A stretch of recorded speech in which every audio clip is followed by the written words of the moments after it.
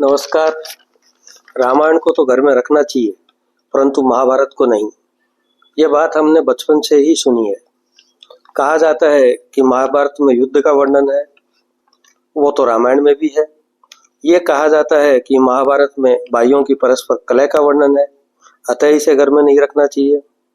महाभारत में कहीं भी कौरवों के परस्पर वैर का वर्णन नहीं है। वहीं पांडवों में नकुल और सहदेव तो युधिष्ठिर, भीम व अर्जुन के सहोदर भी नहीं थे। पांचों की एक ही पत्नी द्रौपदी भी थी, तो भी उनमें परस्पर प्रगाढ़ प्रेम का वर्णन मिलता है। रही कर्ण की बात, तो कर्ण कुंती पुत्र है। इस सत्य का ज्ञान केवल श्री कृष्ण व कुंती को था, तथा श्री कृष्ण ने यह रहस्य कर्ण को प्रकट किया था। पांडवों को तो इसका भान भी नहीं था।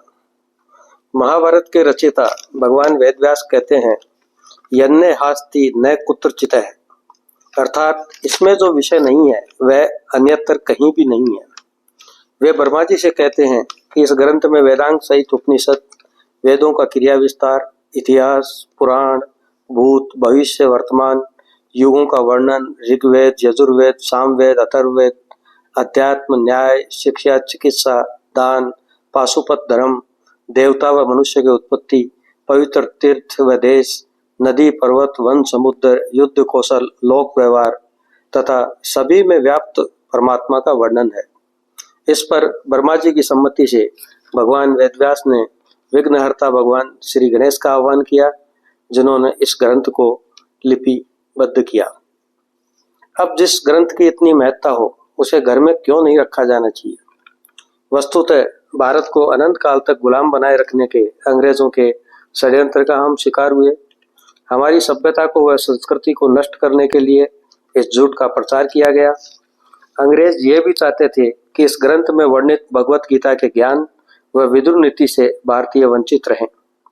कोड में खास यह है कि यह बात हमारी चेतना में इस तरह से बैठ गई कि कहीं भी वाद विवाद या कलह हो तो हमारे मुंह से यही निकलता है कि क्या महाभारत फैला रखी है।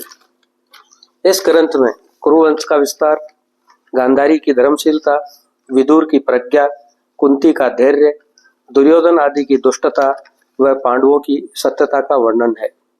इस ग्रंथ की प्रत्येक कथा से भगवान श्री कृष्ण की अनिर्वचनीय महिमा प्रकट होती है।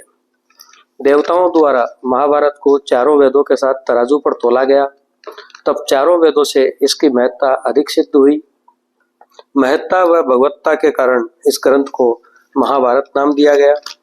अतः स्पष्ट है कि अन्य कोई वेद या पुराण हो या न हो, महाभारत प्रत्येक सनातनी के घर में होनी चाहिए तथा इसका पठन भी प्रतिदिन किया जाना चाहिए। जो मनुष्य श्रद्धापूर्वक प्रतिदिन महाभारत के एक श्लोक का भी पाठ करता है, उसके समस्त पाप नष्ट हो जाते हैं। आपको हमारा चैनल अच्छा लगा हो तो इसे लाइक, शेयर व सब्सक्राइब करना ना भूलें। अगली बार फिर नए विषय के साथ, तब तक के लिए नमस्कार।